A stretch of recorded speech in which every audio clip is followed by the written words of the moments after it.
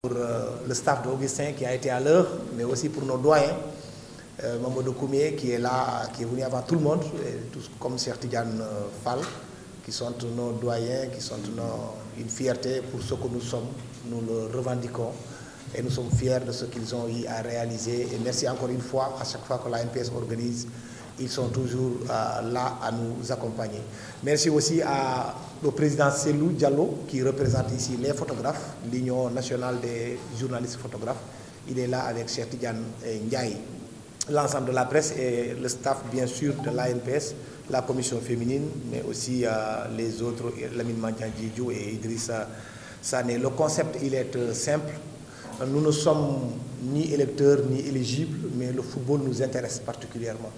Donc à chaque fois qu'il y a quand même quelqu'un pour la première fois qu'on se retrouve avec 7 candidats, il était de notre devoir de demander à l'ensemble de ces candidats, chacun, qu'il puisse passer, nous expliquer pourquoi est-ce qu'il veut prendre la Fédération sénégalaise de football et quel est son programme. Comme ça, nous serons, nous en tant que journalistes et avant tout aussi un historien, d'ici 2029, nous saurons qu'est-ce que vous avez promis, qu'est-ce que vous avez réalisé, qu'est-ce que vous n'avez pas réalisé. Donc c'est l'idée de ce format. Il y a aussi le président, un autre candidat. Aujourd'hui, on se retrouve avec 2 candidats. Mais l'invité, c'était Maître Augustin Senghor. Il se trouve qu'un autre candidat aussi qui a écrit plus de 10 ouvrages a produit un nouvel ouvrage qui est là, qui s'appelle le Code des sports annoté, Maître Camara, qui est aussi candidat à l'élection présidentielle. Nous avons prévu de le rencontrer d'ici jeudi prochain pour qu'il puisse présenter l'ouvrage, mais aussi parler de son programme. Nous sommes aussi en contact avec les autres candidats, comme le staff d'Abdoulaye Fall. Nous attendons incessamment leur accord, tout comme Aliou Goloko, Koumar Ndiaye et Titi Camara.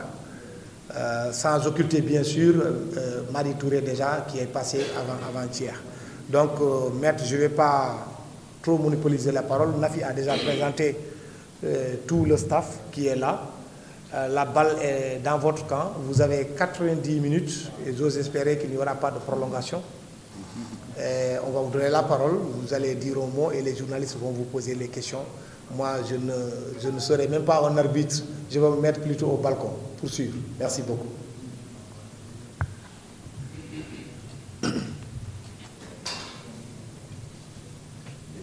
C'est bon.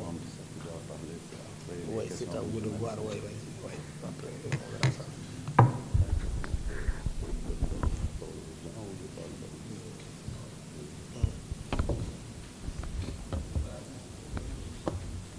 Merci beaucoup, Monsieur le Président de l'ANPS.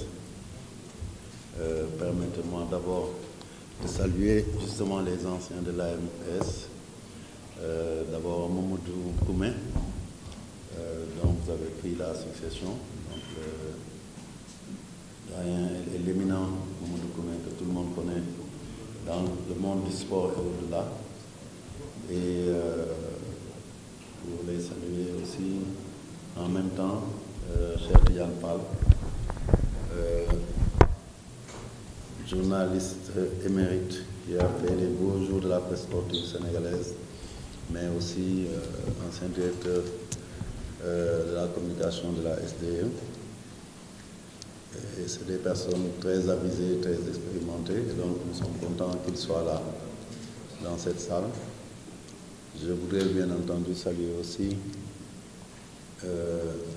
mon confrère, mon ami, Maître Moustapha Camara, qui me fait l'honneur d'être avec nous et pour partager ce présidium à l'occasion de mon invitation à répondre à l'ANPS.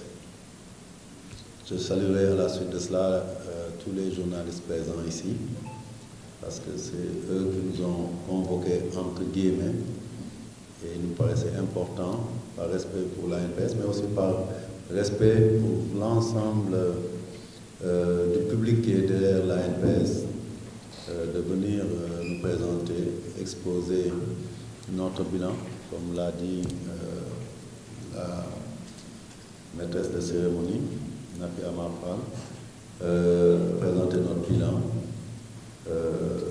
expliquer nos motivations par rapport à cette nouvelle candidature et essayer quand même de faire un point, un tour d'horizon sur les enjeux de cette sélection et bien entendu sur la démarche que nous avons enclenchée depuis quelque temps pour essayer de rallier le maximum de suffrages à notre cause. Nous avons une adversité qu'il faut respecter, mais nous pensons aussi que nous avons un bilan et un profil dans le contexte qui est le nôtre qui doit nous permettre de pouvoir briguer un nouveau mandat dans l'intérêt bien compris du football sénégalais qui est arrivé à un tournant. Je voudrais aussi dire donc le regret qu'on ait commencé tard. Moi j'attendais tranquillement parce que aujourd'hui je sais que c'est lundi, c'est compliqué de mobiliser les gens. Et nous autres, il faut savoir que nous sommes rentrés hier d'une tournée pas longue d'ailleurs, et c'est là où se trouve la difficulté parce que c'était dans une poche que nous avons essayé de faire le tour du Sénégal pour rencontrer les électeurs non mandants.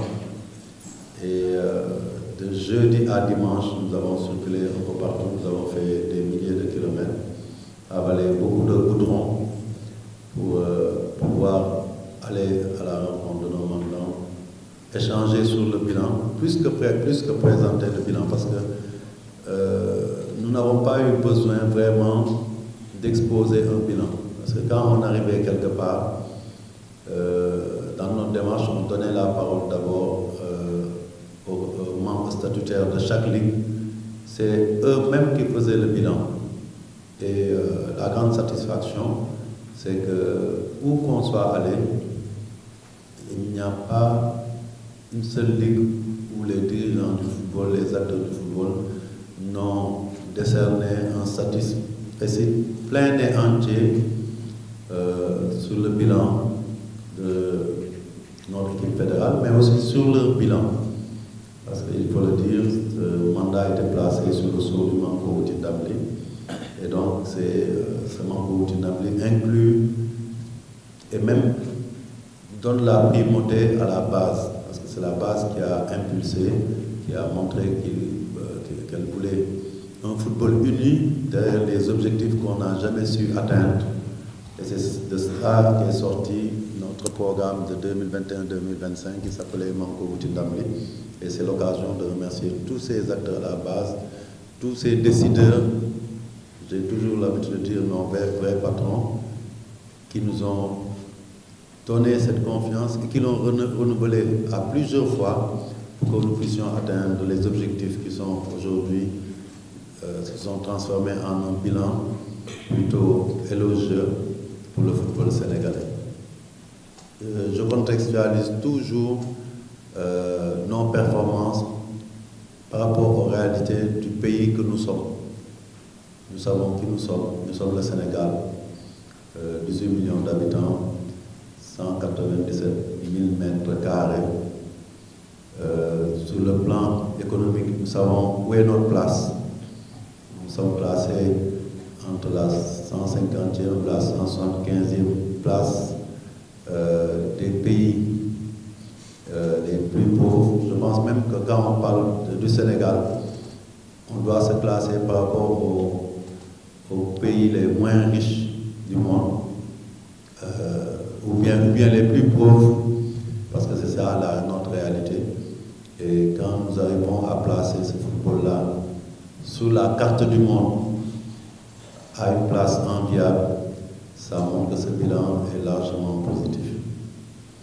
Et aujourd'hui, avec ceux qui m'accompagnent, mais qui sont aussi des candidats à différents postes, nous avons voulu assumer ce bilan, le porter et nous représenter tous devant les électeurs pour leur présenter notre vision et leur dire quelles sont nos ambitions nouvelles pour ce football-là, étant entendu qu'effectivement, le Manko Wouti Ndamli avait un objectif, c'était mettre fin à cette disette à cette sorte de fatalité qui voulait que le Sénégal, pour autant qu'aux yeux des gens et de nous-mêmes, on était un pays à fort potentiel, parce qu'on ne peut pas dire un grand pays de football si on n'a rien gagné. Il fallait transformer ce potentiel, cette image positive. Je dirais même que c'était presque un préjugé favorable qui n'a jamais été confirmé au fil des différentes compétitions qu'on a jouées, puisqu'à chaque fois, on allait de déception en déception, et il fallait, comme on dit en rugby, transformer les différents essais qu'on avait ratés par le passé pour gagner enfin. Et je pense que, par rapport au bilan passé, c'est là où la satisfaction tout. Nous avons mis fin à ce fatalisme. Nous avons montré que le Sénégal du football était capable de gagner, et surtout nous avons montré qu'on était capable de gagner largement et régulièrement. Et c'est la leçon de cette multiplicité de trophées que nous avons gagnés dans un laps de temps record d'une année, ce qui est inédit dans le monde. Donc, en l'espace d'un mandat, je dirais même d'une année, nous avons complètement changé la donne dans le monde entier. Et ce faisant, nous avons validé tout le bon travail qui a été fait par nos prédécesseurs et les générations précédentes dans tous les domaines, que ce soit les joueurs, que ce soit les encadreurs, que ce soit vous de la presse, mais aussi les dirigeants du football. Il n'a jamais été dit que nous étions meilleurs que les autres. Au contraire, je l'ai dit quelque part lors de nos passages. Si on cherche des dirigeants, je suis convaincu que parmi nos prédécesseurs, certains ne sont plus de ce monde. En termes d'aura, en termes de compétences, nous en avons eu à foison, et surtout des hommes de haute stature à qui il faut rendre hommage en ce moment-là. Mais c'est nous qui avons eu la chance d'être là au moment où la victoire nous a souri. Et ça, il faut le magnifier et féliciter l'ensemble de la communauté du football dans ce pays et dans sa frange la plus large, la plus étendue, mais aussi féliciter les Sénégalais parce qu'au moment où nous gagnons, nous avons senti derrière le football sénégalais toute la force, toute la puissance d'un peuple qui, à l'unisson, voulait que son football soit quand même un football triomphant.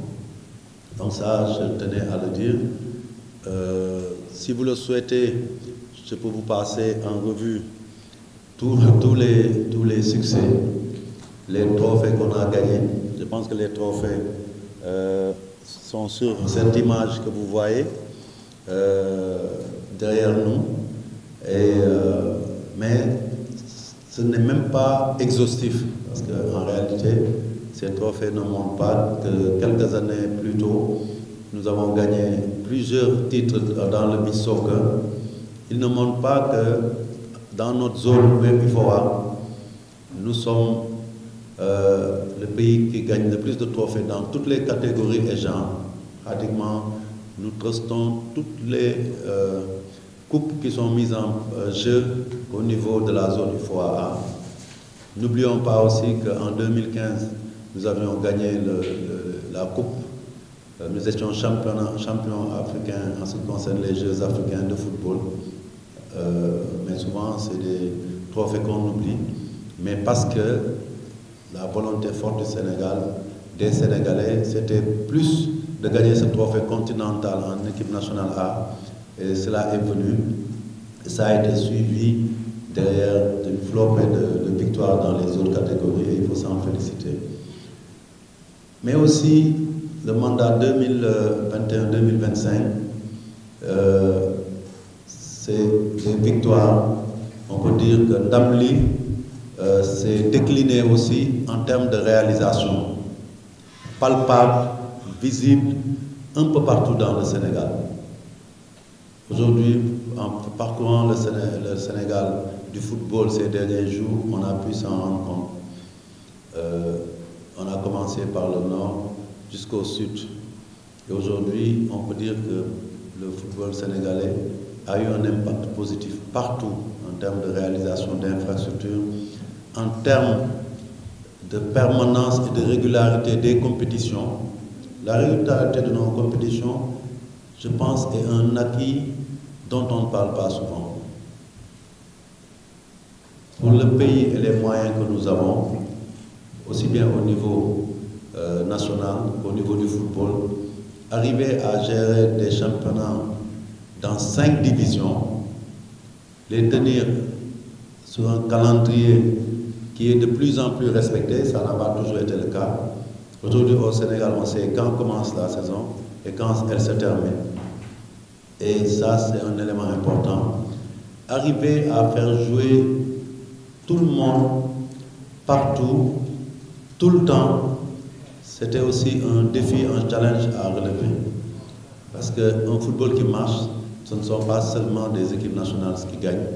C'est la vraie vitalité, elle réside au niveau local quand on voit que chaque week-end, les compétitions se déroulent dans tous les terrains du Sénégal, que nous arrivons à former des entraîneurs qui peuvent s'occuper de toutes les équipes qui sont en compétition, mais s'occuper aussi des franges qui sont les symboles de l'avenir de notre football, c'est-à-dire la frange des tout jeunes, des tout petits, les petites catégories, développer l'arbitrage pour qu'on ait assez d'arbitres compétents, accompagner ces compétitions et ces équipes avec un dispositif et un personnel médical et dans d'autres domaines rompus à la tâche.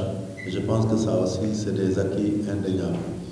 En ce qui concerne les infrastructures aussi, je peux dire que jamais dans notre pays, nous n'avons vu une fédération réaliser autant d'infrastructures. Et la raison est simple. Je pense que si nous avions pu qualifier nos équipes en Coupe du Monde, si nous avions gagné beaucoup d'argent et que nous gardions ces fonds dans nos comptes, mais que derrière, on se contente de dire que c'est l'État du Sénégal qui doit prendre en charge les infrastructures, parce que c'est ça la réalité en fait. Ce n'est pas à une fédération de réaliser ces infrastructures, a priori. Mais par extension de compétences, nous sommes délégataires de pouvoir pour animer, développer le football. Pour pouvoir développer le football, le B.A.B.A., la base, c'est l'infrastructure. Je disais aux clubs que nous avons visités que vous êtes passés de 2009 à maintenant, c'est les clubs amateurs, hein, d'une prime, plutôt d'une subvention annuelle de 200 000 à une subvention de 1 million. Étant entendu que les clubs classés, qui jouent à des niveaux plus élevés gagnent plus. Nous avons un tissu d'à peu près presque 500 clubs et groupements associés, ce qui est important pour le Sénégal. Et je le disais que si on vous avait donné à tous, chacun, 3 millions de subventions, et que derrière, après avoir utilisé ces 3 millions pour préparer vos jeunes, pour les entraîner, pour payer vos regroupements, arriver sur les terrains de football, vous voyez qu'il n'y a pas de terrain de football, vous avez des terrains sablonneux. En 2025, vous avez peut-être des terrains où il n'y a pas de filet, on a des problèmes pour trouver des ballons, etc. Vous seriez les premiers à nous reprocher le fait que vous nous donnez des subventions, mais vous ne développez pas le football. Et c'est pour ça que quand on a été confronté à cette situation pratiquement de manque d'infrastructures, parce que c'est le rôle de l'État de le faire, mais l'État en ce moment-là ne pouvait pas. Quand on fait face à une situation où le Sénégal est en pleine ascension, et parce qu'il n'y a pas eu de prévision peut-être, du jour au lendemain, on se retrouve avec les 2 stades internationaux qui peuvent accueillir nos compétitions qui sont fermés. Léopold Senghor est fermé pour travaux. Non, même pas fermé à Abdoulaye Wade, parce qu'Abdoulaye Wade n'était même pas encore fini. Et on se retrouve dans une situation cocasse où on n'a pas de terrain de compétition homologué par la CAF et la FIFA. Qu'est-ce qu'il fallait faire? Il fallait aller à l'étranger pour jouer, comme on a vécu cela.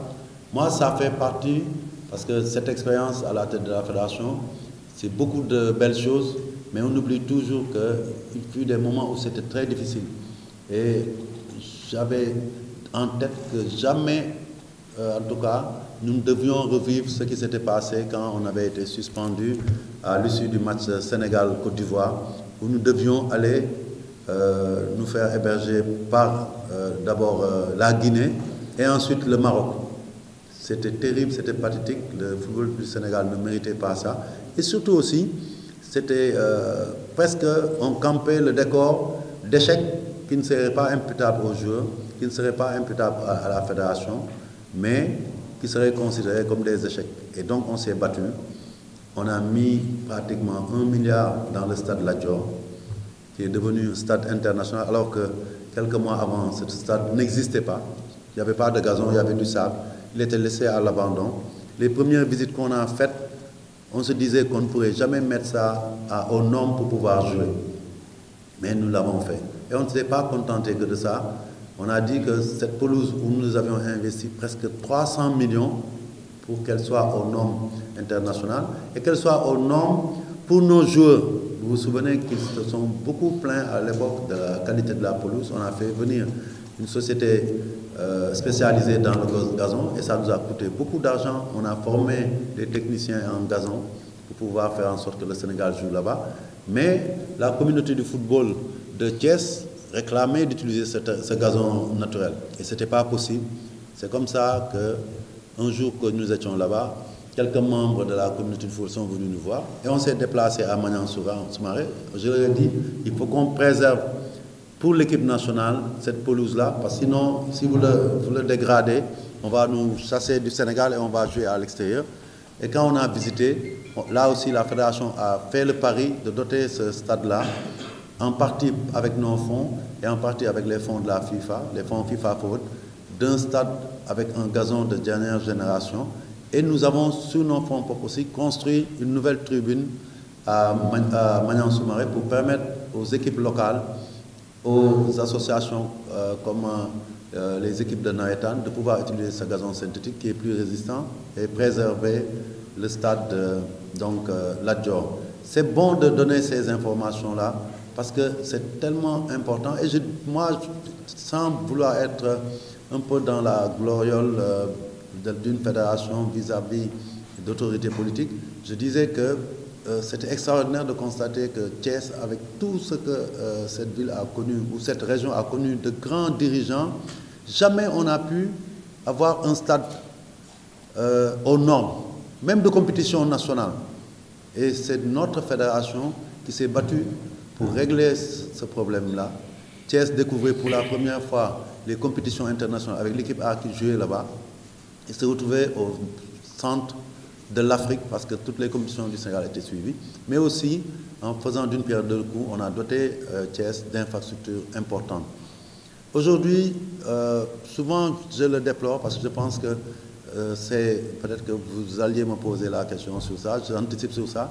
Notre talon d'Achille, on le sait, c'est la communication, ça je l'avoue, mais aussi je pense que sur certaines actions, les ligues qui sont nos relais devraient mettre en exergue quand la fédération fait des actions positives. Aujourd'hui, pratiquement près de la moitié des ligues ont fini ou sont en train d'étraîner les sièges de leur ligue.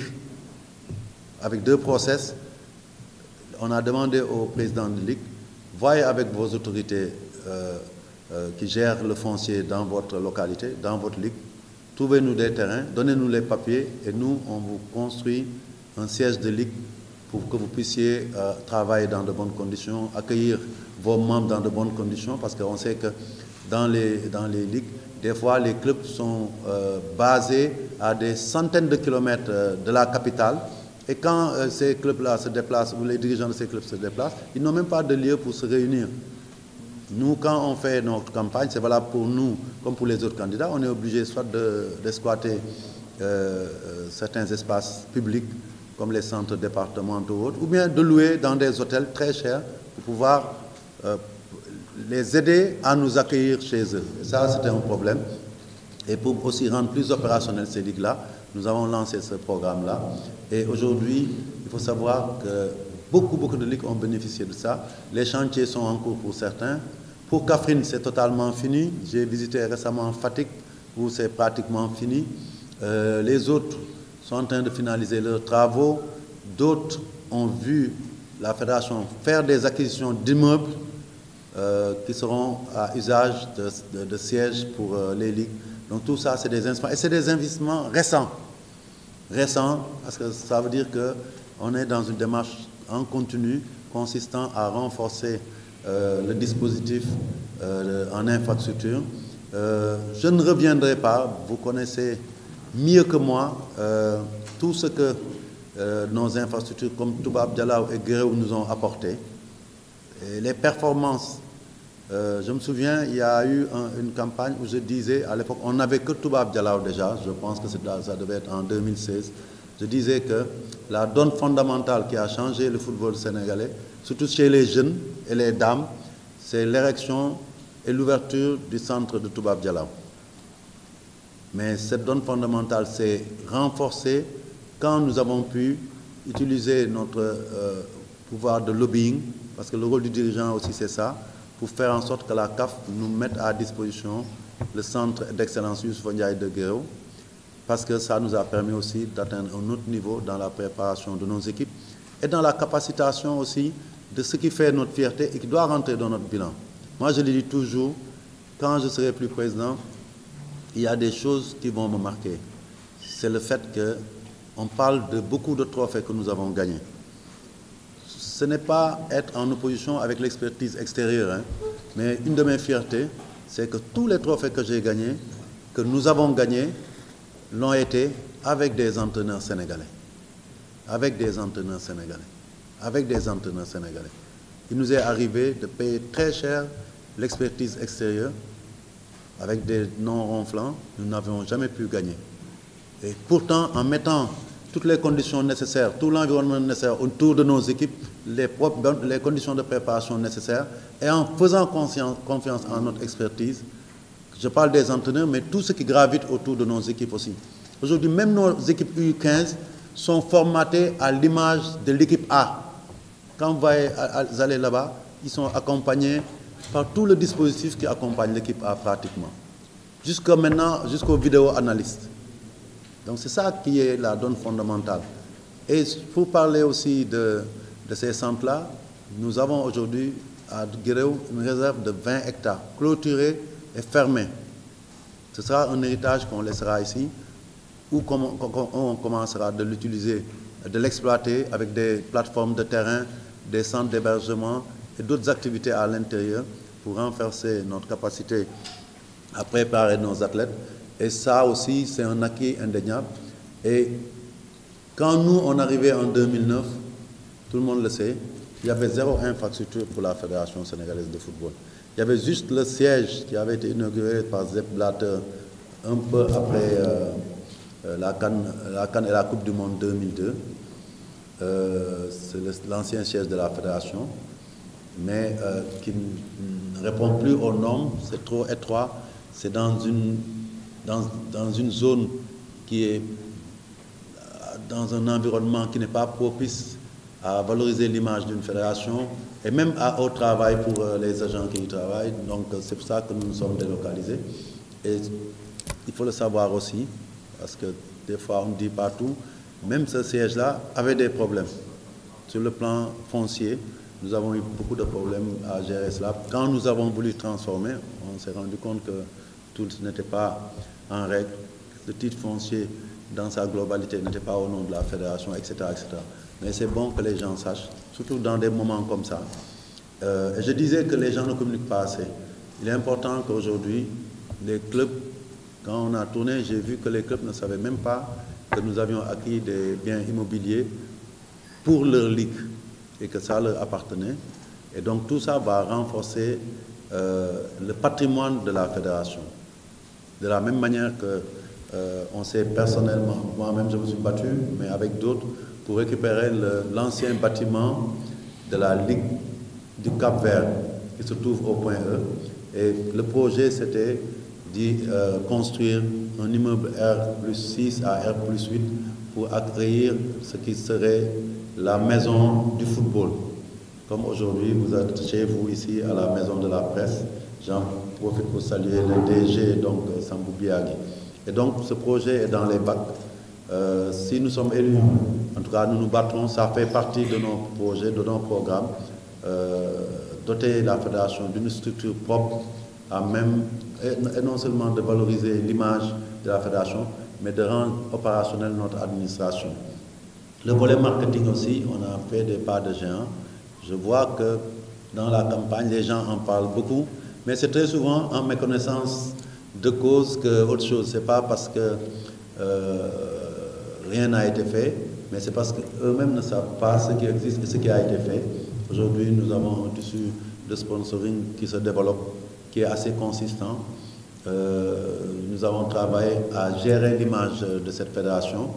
Nous sommes l'une des rares fédérations à pouvoir dire que nous avons enregistré tous les droits intellectuels qui touchent la fédération. Notre logo est protégé à la SODAV, parce que c'est d'abord une œuvre artistique. Et surtout, nous avons créé ce qu'on appelle la marque FSF, que nous avons fait enregistrer à l'OAPI.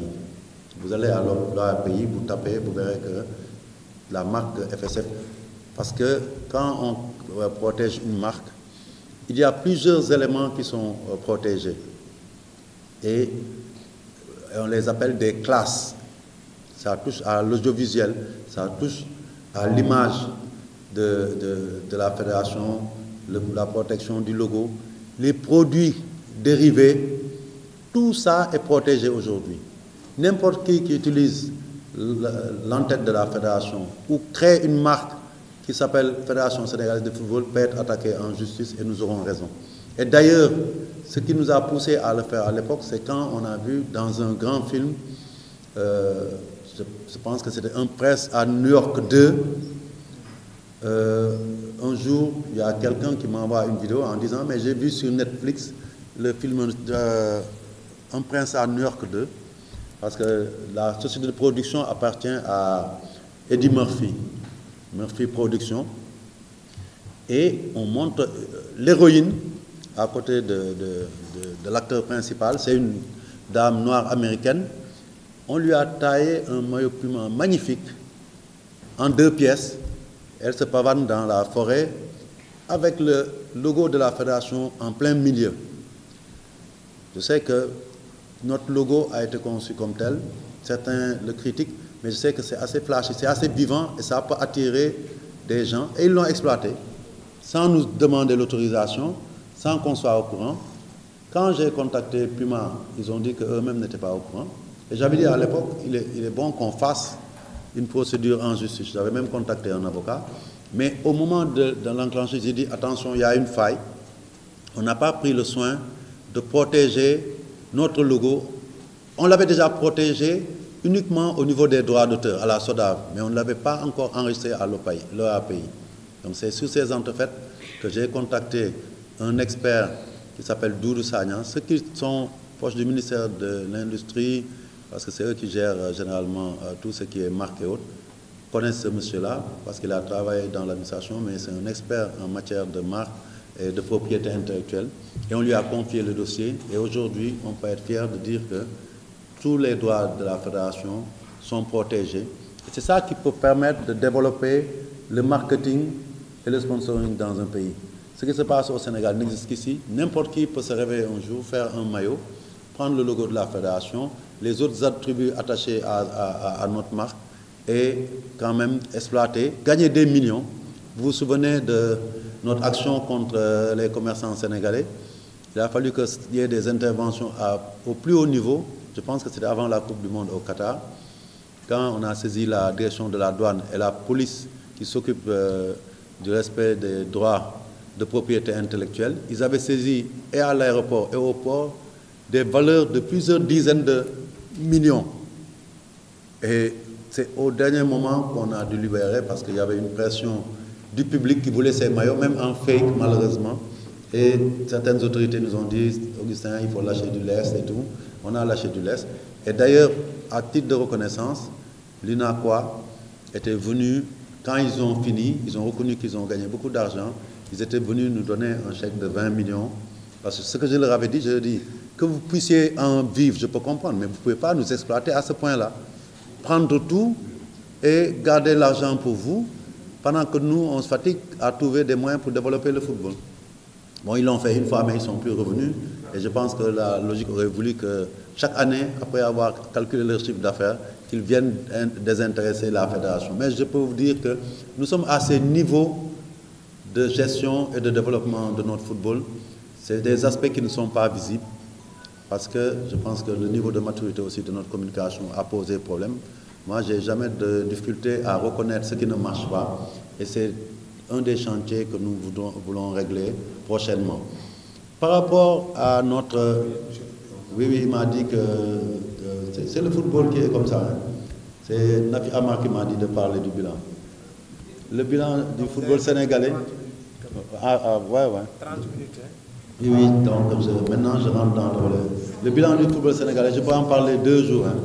Donc si elle ne m'avait pas demandé, je ne l'aurais pas fait.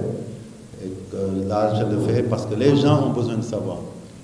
Les gens ont besoin de savoir. Moi, je vais sur des plateaux, on me pose des questions, je suis surpris. C'est ça la vérité, parce que je me dis que normalement, les journalistes qui sont au plus près de l'information devraient savoir certaines choses. Même si on ne leur présente pas par l'investigation.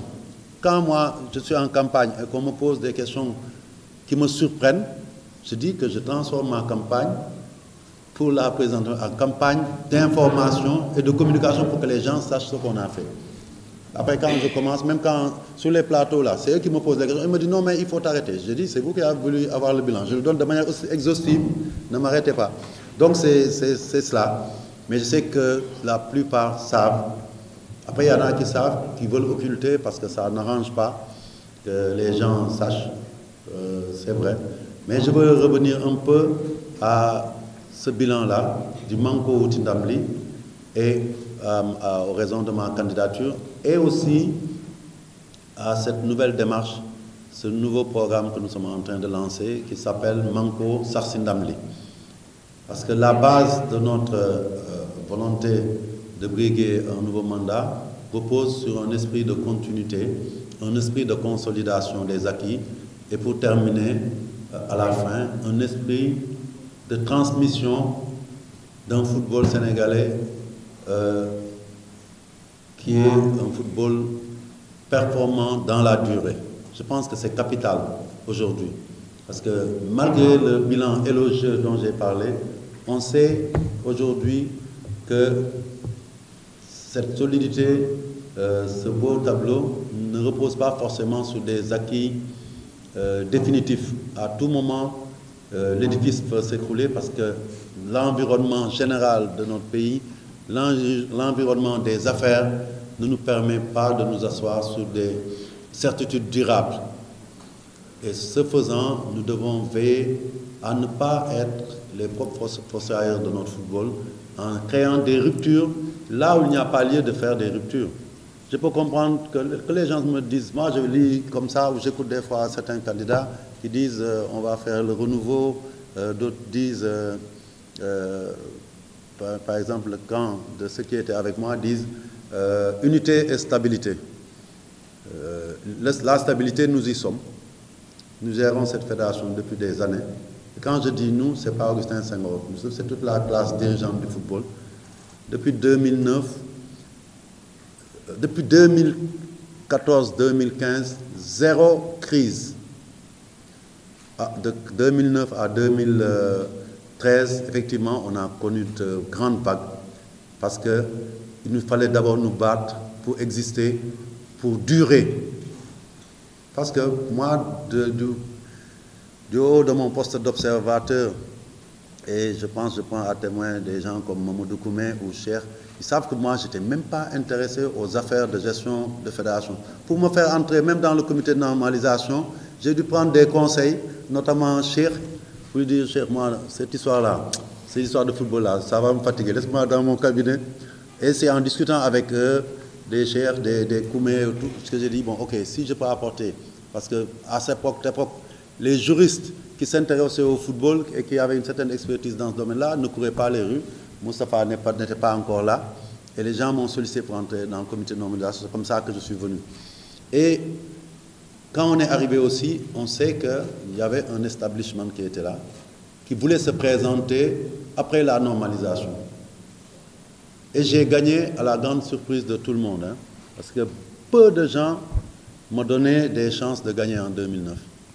À un certain moment, quand je faisais ma campagne, j'étais pratiquement seul ou entouré de quelques personnes qui croyaient que je pouvais incarner celui qui pouvait, avec d'autres, changer le visage de ce football-là. Et aujourd'hui, je suis pratiquement dans ce même contexte. Quand je regarde, vous-même vous le voyez, beaucoup de personnes avec qui j'étais, avec qui j'ai travaillé. D'abord, c'est un petit groupe qui a commencé à théoriser le fait qu'Augustin doit partir et à théoriser aussi le fait que parmi eux, ils vont choisir la personne qui doit me remplacer. Ils ne sont pas arrêtés à dire qu'Augustin part, il faut que les autres partent. Et chemin faisant, on s'est rendu compte aussi, en amont, les gens s'étaient déjà répartis les postes pour dire, après, on prend en contrôle de l'organisation et on la gère, certainement à notre manière. Et je pense que l'une des raisons qui m'ont motivé à me présenter, ça fait partie de cela. J'estime que je suis un peu garant de tout ce que nous avons réalisé ensemble. Et quand je vois que la machine est en train de dévier, mon obligation, c'est de me battre jusqu'au bout pour que ça ne se réalise pas. Et ça, je l'assume pleinement, ouvertement, parce qu'il arrive des moments historiques où se taire, ou ne pas bouger, ou même fuir, c'est être complice et responsable de ce qui arrivera demain si ça ne se passe pas comme nous le souhaitons. Nous ne devons pas retomber dans les travers qui nous ont amenés à la crise de 2009. Parce que quand des dirigeants pensent qu'ils ont assez de force pour investir la tendance qui veuille que ceux qui sont les plus forts dans une organisation sportive, c'est la base, c'est les clubs, c'est les acteurs, mais qu'eux, ils se disent maintenant, nous sommes forts, nous avons fait ça, ça, ça. Nous sommes même plus forts que celui qui a incarné le leadership qui nous a permis de gagner. On peut l'extraire du système, on peut le sortir, on peut sortir d'autres qu'on choisit comme ça, des fois, rarement sur des bases objectives. Moi, je peux vous dire, j'ai sur cette table, et je suis accompagné par des gens depuis qu'on a fait cette tournée. Certains ne sont pas là, parce qu'on était depuis une semaine dehors, aujourd'hui c'est lundi, ils travaillent peut-être, d'autres sont fatigués. Mais ces visages sont peut-être les moins visibles pour les observateurs ou pour la presse. Mais je peux vous dire personnellement que c'est les gens que je considère parce qu'ils ont apporté une valeur ajoutée à notre travail qui est incomparable. Quand je prends quelqu'un comme Sam Sidine, aujourd'hui tout ce que se fait avec l'équipe A, c'est grâce à lui. Les missions avancées, c'est lui. Le planning des équipes nationales, c'est lui. Dans la discrétion, Seyni Ndirsek, on la connaît. Et aujourd'hui, moi, c'est ça qui me choque. Comment on peut arriver à dire, on a l'impression que Seyni a des affinités ou un mot qu'on commence à perdre, dont on commence à perdre le sens au Sénégal. Elle est peut-être trop loyale à Senghor, alors que nous, on veut se débarrasser de Senghor. Donc, écoute, on va pousser, le même sas qui va dégager Senghor là, il va pousser au fond Seyni aussi. Est-ce que c'est ça qu'on cherche? Zam est là, Babacar Gueye, Zam pendant 2 mandats, Baye Mbodj, Zam par exemple pendant 2 mandats, c'est lui qui a assuré l'intérim de la LFA quand le tout-puissant ministre Ablaye Sow était pris par les affaires de sa charge ministérielle. On s'en est félicité parce que c'est un acteur du football qui est arrivé à un niveau, mais si Zam n'avait pas été là, peut-être que la LFA aurait pu connaître des problèmes. Et c'est ces choses-là qu'il faut que les gens connaissent et reconnaissent. Et c'est important. Donc aujourd'hui, moi je suis convaincu que le Manko a de beaux jours devant nous. Et il a de beaux jours devant nous parce qu'il nous a permis d'atteindre l'objectif suprême que tous les Sénégalais voulaient, c'est-à-dire arriver à gagner enfin, mais dans plusieurs domaines. Mais ce Manko-là doit se muer en Manko 2.0. Manko 2.0, parce que quand on déclame un programme en disant Manko Wutindamli, une fois qu'on a gagné, regagné comme on l'a fait, le terme n'est plus approprié, parce qu'on doit se projeter vers l'avenir. Le sport, c'est une activité de compétition. Chaque victoire en appelle d'autres. Et c'est pour ça qu'on a dit, nous devons rester dans la stabilité, nous devons rester dans l'unité pour atteindre d'autres objectifs qui nous interpellent, des objectifs de l'heure. Et j'insiste là-dessus. Moi, pour la première fois, mon programme, je le décline dans ses premières orientations en termes d'objectifs à court terme. Parce qu'il y va de l'intérêt du football sénégalais. Cette élection, tout le monde le sait, on en a débattu, ces élections sont mal placées. Mais en réalité, ces élections sont à leur place, parce que dans toute organisation, dans tout État, le calendrier électoral doit être quelque chose qui est protégé dans son intégrité. On ne doit jamais, tant que c'est possible, sauf raison d'irriment, y toucher. Parce que ça touche à ce qui fait la force de nos organisations. Mais on sait que dans quelques semaines, dans un mois, on va aller vers des matchs cruciaux pour l'avenir du football. D'abord pour confirmer notre statut à l'international. Aujourd'hui, nous avons fait 2 Coupes du Monde. Il ne nous plairait pas, même moi, que je sois réélu ou pas, de ne pas aller à cette 3e Coupe du Monde. Il serait incompréhensible que sur tout ce qu'on a fait ces 10 dernières années en Afrique, au moment où on augmente le nombre de places à la Coupe du Monde pour l'Afrique, que le Sénégal reste à la maison. Mais autre point presque capital, c'est qu'une qualification à la Coupe du Monde nous règle une équation qui est là, qui est prégnante, c'est l'équation de la recherche de moyens pour notre football. Nous le savons tous. Nous sommes dans des pays, ce n'est pas propre au Sénégal, où l'État ne peut pas, avec presque les moyens très peu importants que nous avons, il nous arrive, nous, d'aider des fédérations, qui ont des fédérations sœurs dans le voisinage, même des fois lointains, qui nous disent, écoutez, nous, on doit aller jouer dans tel pays, on n'a même pas où aller, on doit passer par Dakar, est-ce que vous pouvez nous héberger, est-ce que vous pouvez nous trouver des terrains d'entraînement? On donne sur notre indigence pour aider d'autres pays, parce qu'on sait quel est le contexte en Afrique. Et donc aujourd'hui, nous, ce qui nous a permis de changer la donne, c'est quand on a compris que ce que j'appelle toujours la dialectique de la performance pouvait être la meilleure solution pour régler nos problèmes de financement du football. La dialectique de la performance, c'est quoi? Il faut investir pour gagner. Et quand on gagne sportivement, on gagne de l'argent et on réinvestit encore pour gagner encore, pour avoir encore de l'argent. C'est un cercle qui ne s'arrête pas.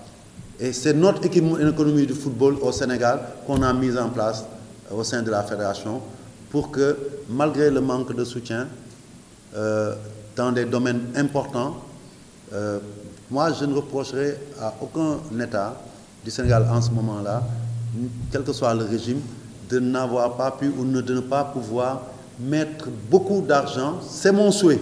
Et tant que je pourrai, je me battrai pour ça, pour, par exemple, développer les championnats locaux, développer le football professionnel, le football amateur. S'il me garantissait qu'il pouvait construire beaucoup d'infrastructures, moi, ça me suffirait, et qu'il gérerait l'équipe nationale, parce que l'équipe nationale, c'est des dépenses de souveraineté. Donc la Coupe du Monde a ce double enjeu, sportif et financier. Et nous avons besoin, en ce moment-là, parce que l'argent qui sort et qui n'est pas remplacé, que l'argent ne rentre pas, un jour ou l'autre, on se retrouvera dans une situation financière précaire et nous devons assurer cette pérennité financière de notre football dont tout le monde a profité. Et je dois dire qu'aujourd'hui, l'éventail de subventions que la fédération fait touche tout le monde, tous les acteurs, tous les groupements associés. Tout ce qui est ou gravite autour du football peuvent dire aujourd'hui que la fédération, chaque année, me donne un montant pour assurer mon fonctionnement. Parce que c'est cette dynamique-là qui nous permet d'exister. Les mêmes motivations que j'ai développées sont valables pour la prochaine CAN. Nous ne pouvons plus nous permettre de dire qu'on va à une CAN pour ne pas gagner. Mais les CAN sont devenues de plus en plus difficiles à gagner. Et on aura fort à faire au Maroc. Il faut se le dire. Hein.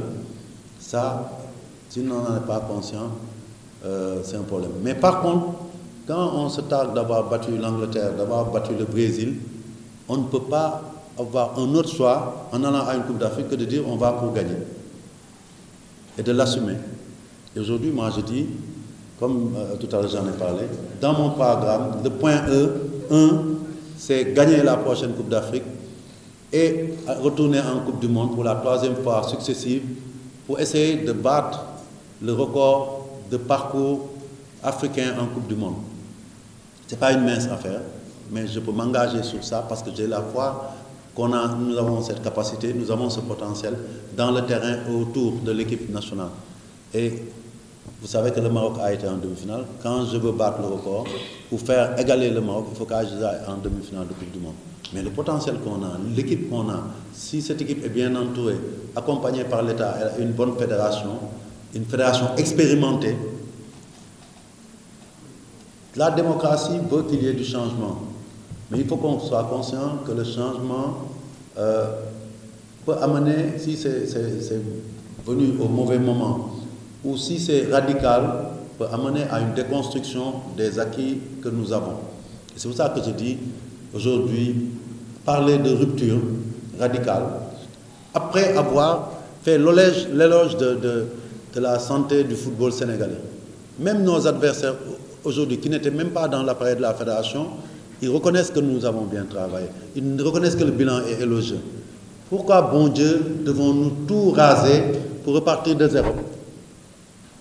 Est-ce que ce n'est pas justement cette raison qui doit nous pousser à dire qu'il faut garder ce qu'il y a de bien, peut-être accueillir d'autres ressources humaines qui peuvent nous améliorer dans certains domaines? Aujourd'hui, moi, j'aurais un maître Moustapha Kamara, il y a 4 ans, dans mon équipe. Je sais que sur certains aspects, les réformes qu'on a faites sur le plan juridique, on aurait dépassé ce stade. Parce que les ressources manquent. Dans d'autres domaines, il y en a qui maîtrisent le marketing. C'est ça, essayer d'apporter une valeur ajoutée pour développer le football. Et donc, je disais que ces 2 points-là me tiennent à cœur. Mais après, le reste, c'est des actions de consolidation. Quand on me demande mon programme, partout où je dis, hey, les gars, moi, je ne vous présenterai plus mon programme, sauf un document qui relate une étape vers laquelle nous devons aller. Parce que nous, notre programme, on la décline depuis 2009. C'est une vision qui est en marche. On ne fait rien au hasard. On maîtrise notre écosystème, on maîtrise notre football, on sait les avancées que nous avons faites dans certains domaines et on sait ce qui reste à faire. Donc, Manko Sarsindamli, c'est cela aussi. Consolider les points positifs qui ont été réalisés, mais aussi aller dans le sens de défricher les terrains qui sont encore en friche pour faire avancer ce football-là. Et c'est dans tous les domaines dont on a parlé. C'est dans les infrastructures. Aujourd'hui, nous avons le projet de Dembo Diop. Il y a des projets qui sont là et que personne ne vienne me dire qu'il veut hériter du football sénégalais sous bénéfice d'inventaire. Que ça soit clair. Parce que nous, rien ne nous a été donné. Nous sommes allés chercher, nous avons trouvé des solutions et nous avons réglé. Celui qui prétend nous remplacer, il doit être en mesure d'aller chercher les ressources qui manquent pour continuer à travailler. C'est ça la vérité. Un héritage sous bénéfice d'inventaire, c'est de dire, ah,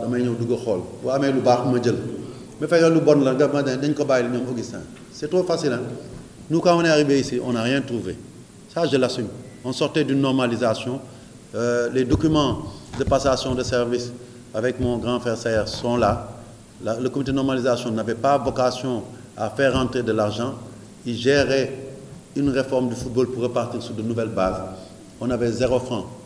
Parce que le peu qu'on nous a donné en chiffres quand on faisait la passation, 15 jours après, il y avait 0 franc dans les comptes. Le président de la commission finance de l'époque, il est encore là, il s'appelait Babacar Sy, ancien président de la Linguère.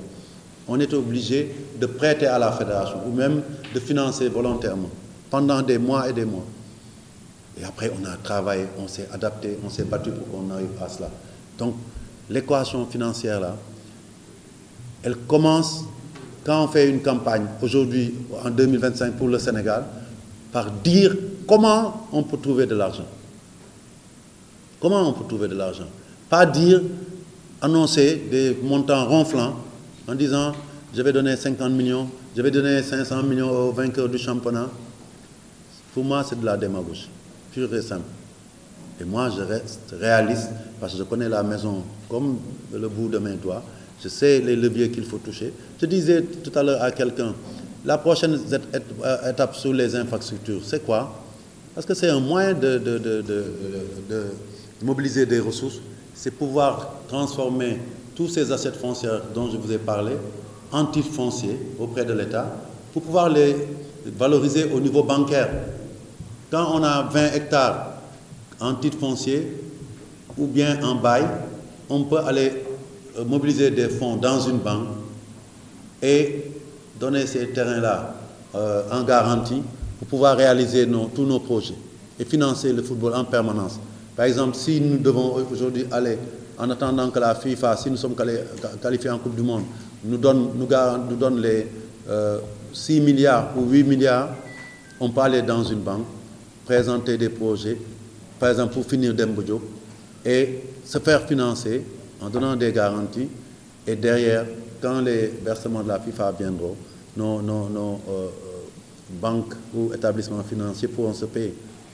Mais qu'on me dise, ceux qui parlent là, comment ils vont faire pour trouver l'argent? Parce que le point financier aussi est un point capital. Un point capital. L'argent ne tombera pas du ciel. Nous avons utilisé le prize money comme un moyen de renflouer nos caisses et d'investissement. Et c'est pour ça que nous avons l'obligation de continuer à être performants. Cette fameuse dialectique de la performance-là, c'est ça. Nous sommes condamnés à cela. Mais Dieu merci, nous avons les ressources pour cela aussi. Et donc c'est ça qu'il faut comprendre. Les finances seront un point nodal pour qu'on soit vraiment autonome. Mais je dis aujourd'hui qu'on aurait pu être autonome. Parce que simplement, on a investi de l'argent dans des domaines qui ne sont pas des domaines dédiés à la fédération. Mais j'ai expliqué pourquoi on l'a fait. Parce qu'il ne fallait pas que le football s'arrête. Toutes les crises qu'on a connues au Sénégal, c'est quand on est arrivé à son niveau de paroxysme, que ce soit des crises conflictuelles ou des crises structurelles, quand on s'arrête de jouer, la vraie crise s'installe. Quand j'aide la Ligue professionnelle en tant que président de fédération, des fois même contre le gré de certains membres de mon comité exécutif, le président Djibril était avec nous dans la tournée, il sait ce que je parle. Et avant que Djibril arrive, on avait commencé à aider la Ligue professionnelle. C'est qu'en tant que président de fédération, je suis conscient que quand la tête est malade, quand la tête arrête de fonctionner, il n'y a plus de vie humaine. Nos corps deviennent des corps inertes. C'est ça la vérité. Et donc, je ne peux pas, moi, m'asseoir sur de l'argent. La Ligue professionnelle risque d'arrêter, de faire banqueroute. Je dis non, je reste sur cet argent-là. La Ligue n'a qu'à se débrouiller. Mon rôle en tant que fédération, c'est d'être la mère de tous les footballs, de toutes les structures qui sont avec nous, jusqu'à ce qu'elles puissent voler de leurs propres ailes. Et à leur décharge, on sait que sur cette histoire de professionnalisme, à l'époque, l'État nous avait promis d'accompagner. Et jusqu'à aujourd'hui, on attend. Au Maroc, c'est presque artificiel. À titre comparatif, parce que c'est bon de faire ces comparaisons, le Gabon du temps de Omar Bongo s'était essayé à cela. C'était l'État lui-même qui sortait de l'argent, qui donnait à des clubs, qui recrutait même des joueurs sénégalais. Vous êtes là, peut-être les Ablaye, vous savez comment ça se passe. Les FC 105, USM sont ici, les Makati Kamara et tant d'autres, sont venus les prendre ici. Parce qu'à l'époque, l'État donnait de l'argent. Et on s'est reposé sur ça. Le jour où l'État a eu des difficultés, où Omar Bongo n'a plus été là, depuis des années, on voit que ce pays-là n'arrive plus à organiser des championnats parce qu'ils n'ont pas su s'organiser pour être autonomes. Même s'ils recevaient l'argent de l'État, ils devaient créer une économie circulaire interne pour pouvoir continuer à vivre si l'État arrête.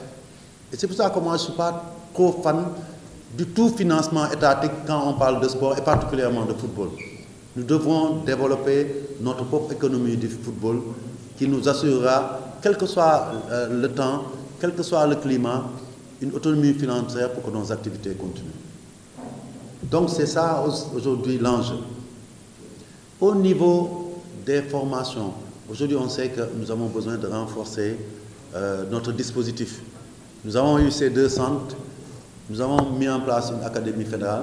Les clubs font du bon travail, certains sont organisés avec des académies qui marchent, mais ces académies fédérales doivent commencer à être décentralisées pour qu'on puisse accroître le niveau de détection de notre direction technique.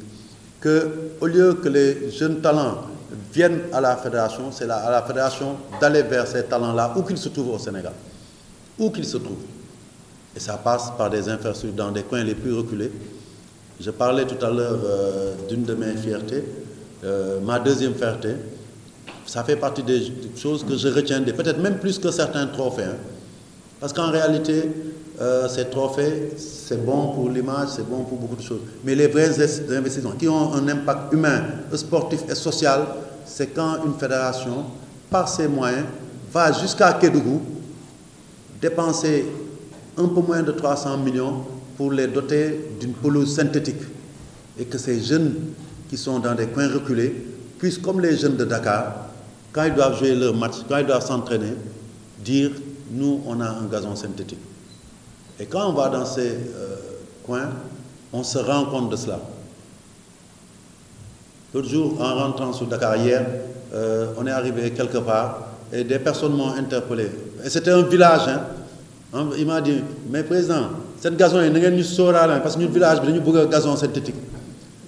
Mais pour moi, au premier degré, on a éclaté de rire. Mais après, avec le temps, j'ai dit, ça montre la mesure de ce que nous sommes en train de faire, de comment nous sommes en train d'impacter sur les jeunes footballeurs de ce pays. Ils savent qu'il y a une fédération qui est capable de leur donner un gazon synthétique, même dans un village. Et dans un processus de développement logique, c'est à ça qu'on doit arriver.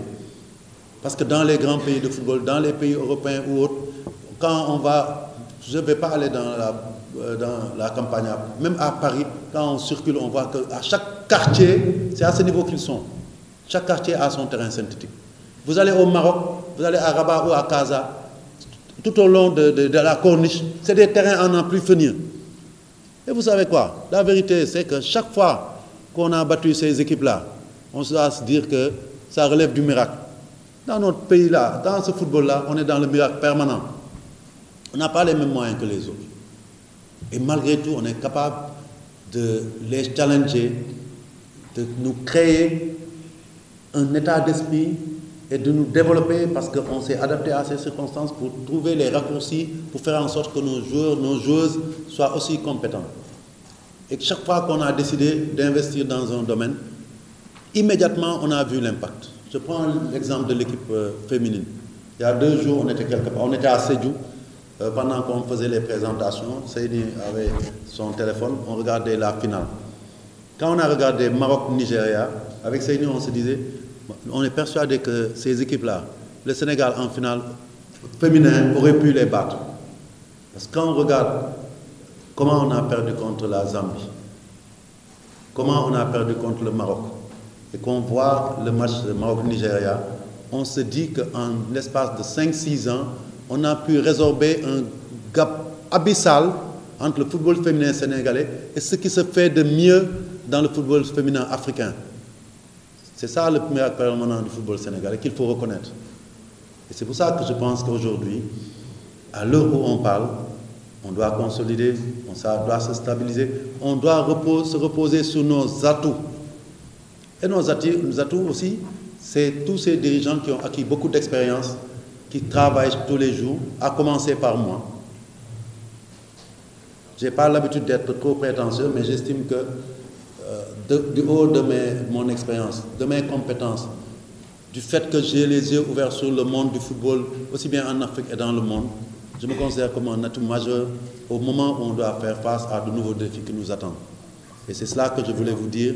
Et je sais que beaucoup pensent comme moi. Contrairement à ce qu'il est répandu, sciemment, nous avons parcouru le Sénégal, je l'ai dit, nous avons parlé directement aux acteurs. Nous n'avons même pas eu besoin de leur poser la question. Dès qu'ils prennent la parole, c'est pour magnifier le travail qui a été fait par l'équipe fédérale, mais aussi particulièrement le leadership que j'ai incarné humblement, au point même qu'aujourd'hui ceux avec qui j'étais et que je dirigeais puissent se permettre de dire c'est nous qui décidons à sa place maintenant, on veut le mettre dehors du football. Je vous remercie de votre bienveillante attention.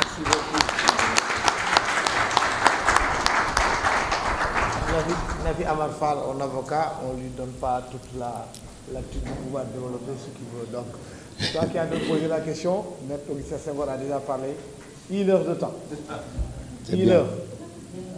Il ne vous reste plus que 30 minutes. Merci. Voilà, non, ça c'est clair. On n'en disconvient même pas. Il y a aussi des journalistes qui n'arrêtent pas de demander la parole parce qu'ils veulent poser des questions. Donc, il faut que ça soit interactif. Nafi, je te repasse la parole.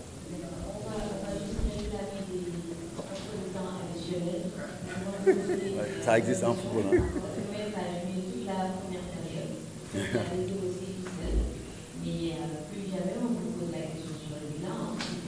Voilà, c'est tout.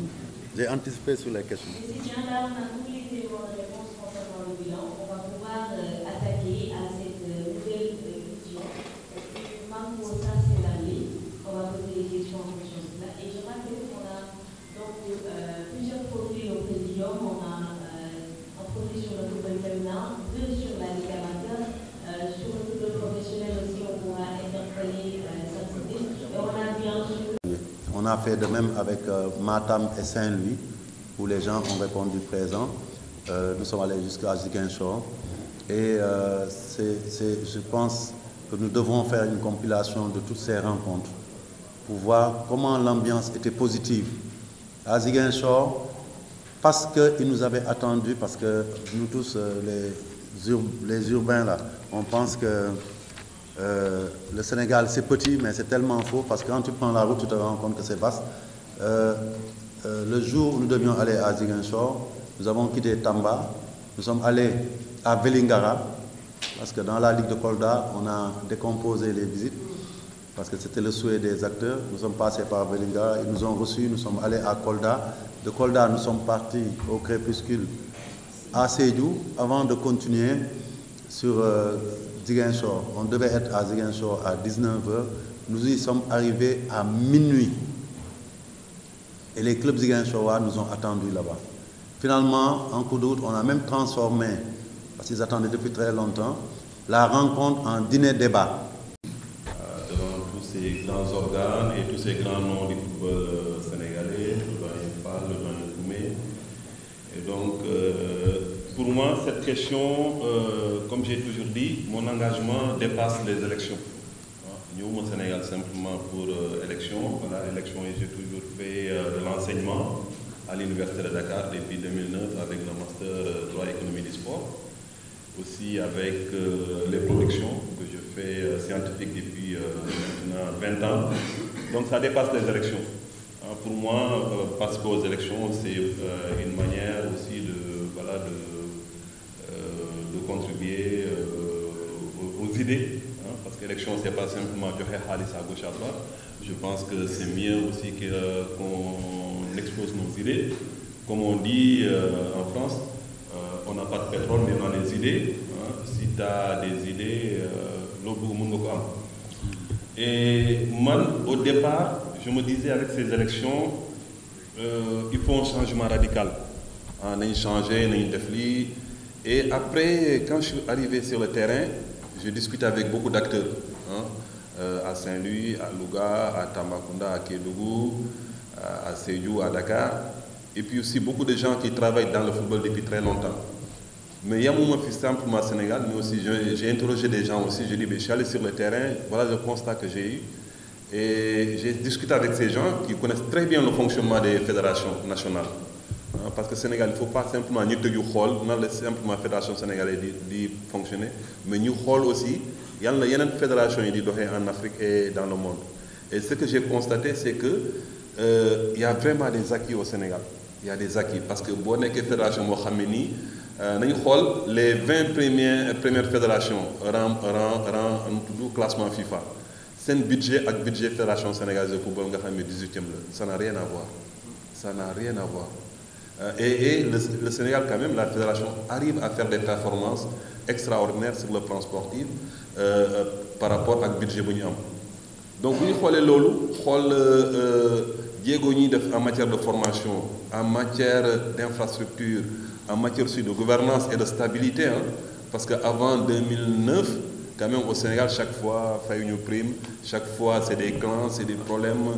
et c'était trop problématique, la Fédération sénégalaise de football. Tant même jour beau, l'Union Fédération jouer pour le Sénégal. Aujourd'hui, tout ça a été réglé. C'est vraiment, il y a vraiment une grande stabilité. Et l'autre, c'est des acquis. Et donc, moi, je me suis posé une question très simple depuis quelques temps, parce que j'ai été confronté à la réalité du terrain. Est-ce qu'il y a un contexte là, il y a un enjeu ici. Aujourd'hui, il y a la Coupe du Monde qui arrive, éliminatoire, Coupe du Monde, contre le Congo et le Soudan. Et si tu te qualifies pour la Coupe du Monde, tu as déjà beaucoup d'entrées d'argent, plus le sponsor, tout ça. Ça te fait, bon, comme on a une très bonne sélection aussi, si on se qualifie, ça te fait entre 25 et 30 milliards. Si tu vas à la CAN avec l'équipe qu'on a, ça te fait entre 4 et 5 milliards. Donc ça veut dire que les enjeux aujourd'hui, on sait que c'est des enjeux financiers. Le football sénégalais, ce n'est pas gagner des trophées, on a gagné assez de trophées, mais c'est des enjeux financiers qui sont là. Et ça, c'est dans les 4 prochains mois. Hein. Est-ce que dans ces 4 prochains mois, il faut tout changer radicalement, dire que tous les gens qui sont là, il faut qu'ils partent? Même s'il y a une nouvelle équipe, ces nouvelles équipes, ils vont être confrontés. Tout de suite, ils n'auront que 2 semaines pour la Coupe du Monde. Ils n'auront que 3 mois pour la CAN. Et si on rate ça, pendant les 4 prochaines années, moi je vous dis très clairement, le football sénégalais peut aller, on peut tout ranger. Hein, parce que si tu rates la Coupe du Monde, tu rates la CAN, ces 4 prochains mois, c'est vraiment très problématique. Donc après cette réflexion que je me suis dit, man bi bëggoon changement, parce que man maa gën a jekk ci changement. Hein, parce que tous les gens qui disent changement, man maa gën a jekk parce que musuma bokk benn fédération. Mais quand j'ai réfléchi, pour l'intérêt du football sénégalais, je me suis dit, il faut vraiment aujourd'hui qu'on essaie de consolider les acquis. Et pour consolider les acquis, franchement, on peut le faire qu'avec le président Senghor. C'est là que moi-même, j'ai pris l'engagement avec les gens qui m'accompagnent. Après avoir échangé avec beaucoup de gens, il faut qu'on consolider les acquis. Nek Ben, Andak Senghor, qualifié Coupe du Monde, def Coupe d'Afrique au bas. Au moins, on sait qu'on a des garanties financières pendant les 4 prochaines années du mandat. Donc, l'autre pour moi, franchement, en ce qui me concerne, il faut pas un changement radical. Il faut consolider les acquis, il faut accompagner, renforcer ce qui se fait actuellement et après apporter de nouvelles idées. Voilà vraiment ce qui fait qu'aujourd'hui je suis auprès du président Senghor et je le dis très sincèrement, j'ai aucun intérêt personnel parce que si c'est des intérêts personnels, tous les camps qui sont en face, ils m'ont proposé des postes, mais je dis des postes personnels, ça ne m'intéresse pas. Ce qui m'intéresse, c'est le développement du football sénégalais et le développement du football sénégalais, ça passe simplement par la consolidation des acquis qui sont là et apporter quelques nouvelles idées et ces nouvelles idées, des gens comme moi, comme d'autres personnalités peuvent l'apporter. Je vous remercie. Merci beaucoup, M.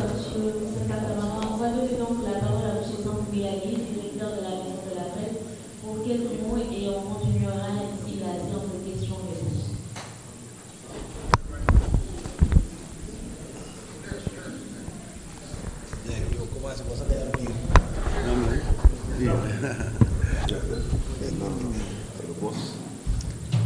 Merci beaucoup,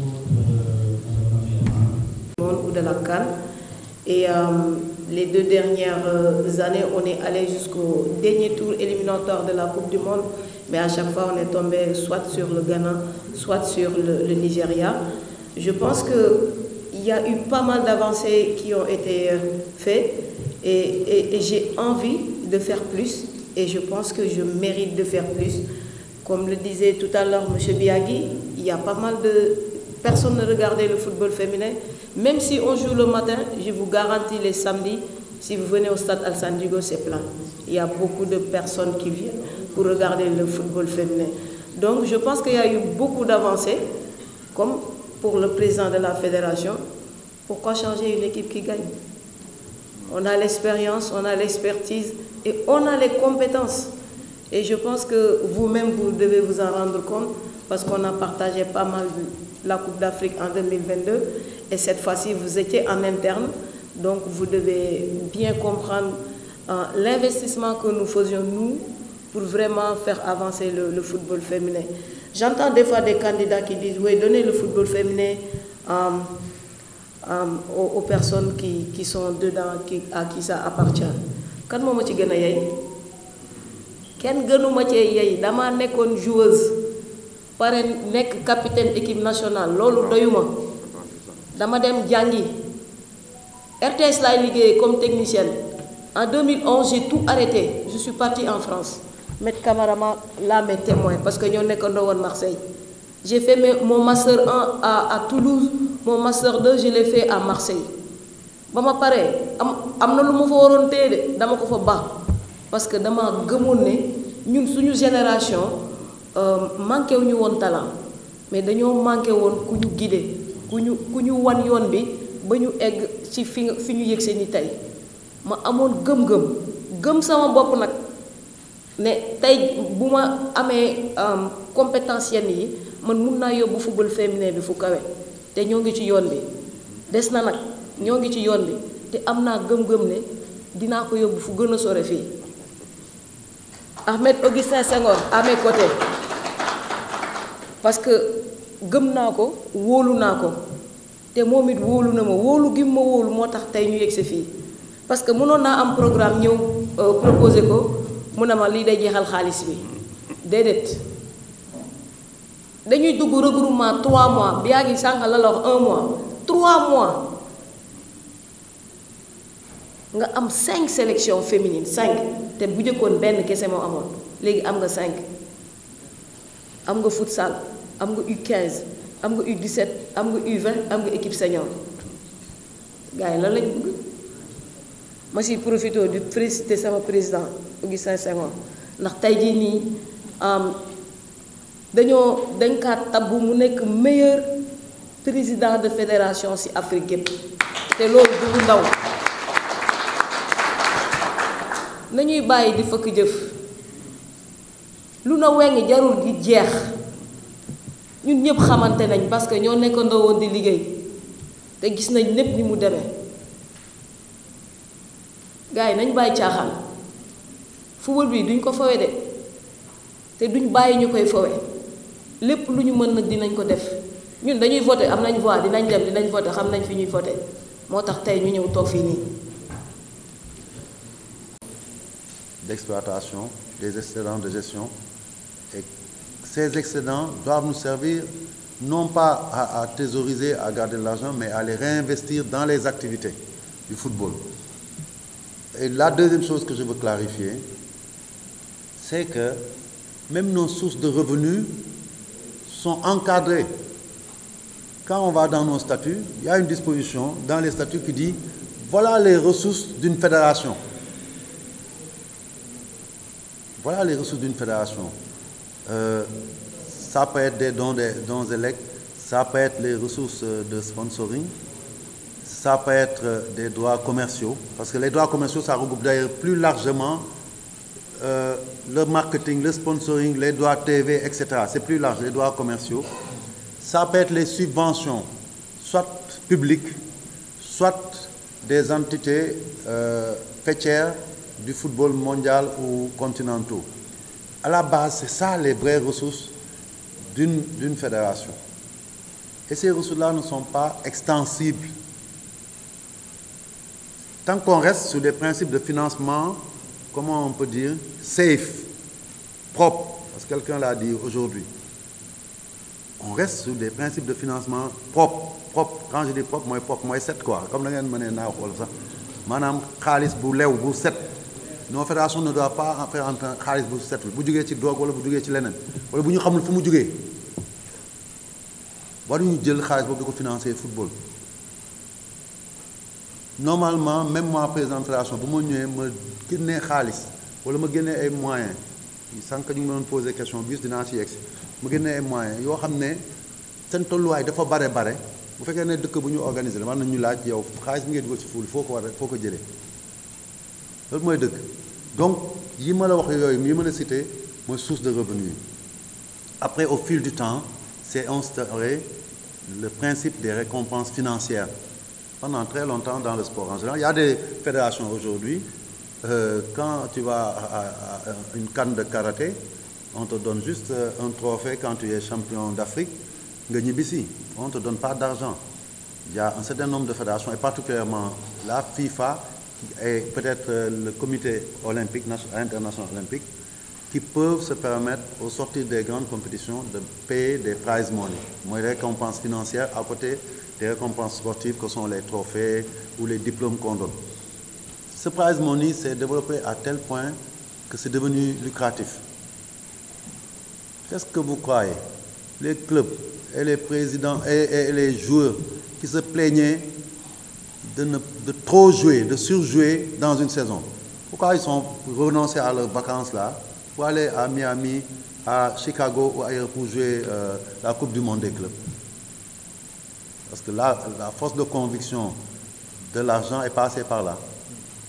Le président de la FIFA est arrivé à leur vendre l'idée que, écoutez, vous gagnez déjà de l'argent, mais là, vous allez en gagner encore plus si vous venez à cette Coupe du Monde. Les gens font contre mauvaise fortune, bon cœur. On dit, au lieu de reposer nos corps, allons reposer nos esprits en jouant et en gagnant de l'argent. Et c'est un mécanisme sain parce que la FIFA s'y retrouve. Parce que l'équation qui nous habite aujourd'hui, Idrissa, c'est cette équation-là qui habite la FIFA, qui a des objectifs aussi de survie et de renforcement de ses finances. La FIFA ne repose globalement, et Moustapha peut le confirmer, en termes de finances, que sur le volet sponsoring, marketing et financier. Et je dis la Coupe du Monde, un événement qui se passe tous les 4 ans. Un événement, c'est-à-dire c'est la Coupe du Monde qui renfloue les caisses de la FIFA, substantiellement.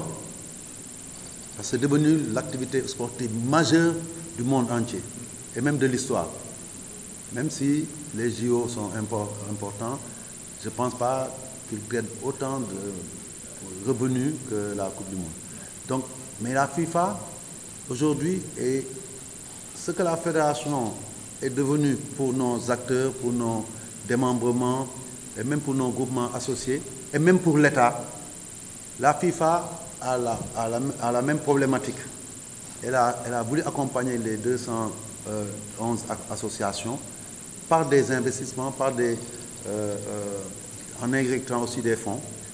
Certaines fédérations fortes n'ont pas besoin forcément de ça. En tout cas, il y a moins d'impact chez eux, même s'ils prennent, parce que c'est une manne qui règle des problèmes. Mais nous aujourd'hui, cette forme de discrimination que la FIFA a instituée, c'est ça qui donne la possibilité à nos fédérations non seulement de vivre, mais aussi de pouvoir se développer en temps soit avec des programmes d'infrastructure, des programmes de développement de compétition. Aujourd'hui, nous sommes en train d'accueillir le programme de développement des talents, financé par le département géré par Arsène Wenger.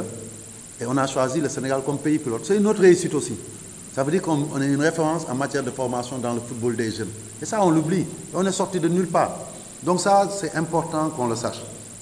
Ce prize money-là, libre aux autres de dire que celui qui a de l'ambition, il doit s'intéresser à ce prize money.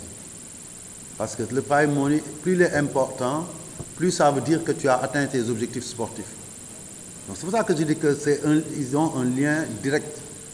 La performance sportive et la performance économique. Donc on ne peut pas se passer, nous, de renoncer à cette manne financière. Je vais aller la chercher. Mais à côté de ça, il y a les créneaux de financement traditionnels qui sont là, qui n'ont jamais bougé. Aujourd'hui, ma fédération gagne aux alentours de peut-être 1 milliard en termes de marché de sponsoring. Je n'ai pas les chiffres, mais c'est à peu près ce que je gagne chaque année quand je regarde les sponsors, ce qu'ils me donnent. Les plus importants, vous le savez, vous les après ça, vous aimez toujours de donner le nom, mais c'est Puma et c'est Orange. Et il y a après OneXBet qui vient, ainsi de suite, Sablux, etc. Et chacun en donne. Il y en a qui donnent même en nature. À titre d'exemple, parce qu'il nous faut trouver des solutions. Quand on a une organisation ou un pays où les ressources ne sont pas suffisantes, c'est à nous d'être créatifs. Le leadership aussi, c'est ça, de faire preuve d'imagination. J'ai dit que notre siège était vieillot, on ne pouvait pas rester là-bas. On venait d'être champion d'Afrique, on a gagné tous les trophées. Les gens nous viennent nous rendre visite, on va dans un espace. Ici, moi, quand je viens ici, je suis satisfait de voir que la presse a un grand amphithéâtre qui peut accueillir des activités. Mais la fédération ne pouvait pas. C'est grâce à un partenaire que nous avons pu nous délocaliser, aller dans un bâtiment plus huppé, plus présentable, dans un quartier plus correct, plus fréquentable, où il n'y a pas tout autour des camions qui tournent à longueur de journée.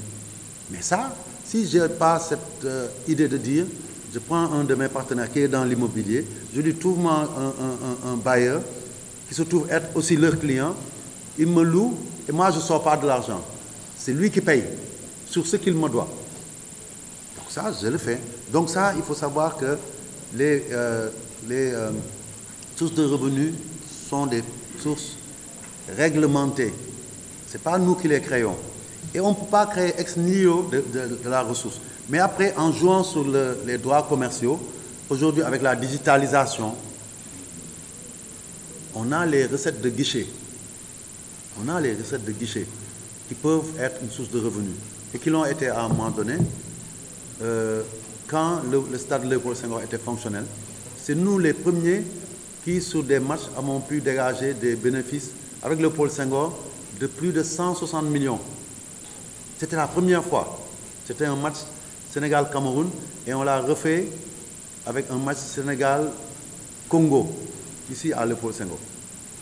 Parce qu'on a dit que les recettes de guichet, dans tous les pays, dans tous les grands clubs du monde, les recettes de guichet tous les week-ends permettent à des équipes comme Real Madrid, Barcelone, PSG de renflouer leur caisse avec de l'argent en fait. Mais nous aujourd'hui, le dilemme qu'on a, le problème qu'on a, c'est qu'on a l'un des plus beaux stades d'Afrique et du monde, mais avec lequel notre fédération ne peut pas rentabiliser. Vous savez combien nous coûte un match de football de l'équipe A au stade d'Amiens? Pour la location et tout ce qui tourne, les avantages qu'on concède pour pouvoir utiliser l'infrastructure, c'est 35 millions cash qu'on met sur la table pour la location. C'est d'autres charges connexes qui nous amènent à peu près 50 millions. Après viennent les frais d'organisation. La moyenne de dépenses par match tourne autour de 90 millions. Quand c'est une affiche Sénégal-Sud-Soudan, avec un stade qui est isolé, difficile d'accès, vous pensez qu'on peut faire des matchs? Donc ça veut dire que nos matchs, aujourd'hui, au lieu de nous rapporter de l'argent, ils nous font perdre de l'argent. Donc c'est ça la réalité aujourd'hui que nous vivons dans cette fédération-là. Vous avez parlé d'autres sources de revenus. J'ai parlé de la digitalisation, mais dans notre pays, là où le bas blesse aussi, vous êtes de la presse, on sait que le tissu presse, l'immat football, mon presse, c'est la vérité. Aujourd'hui, on n'a pas une politique de développement commercial autour de notre environnement audiovisuel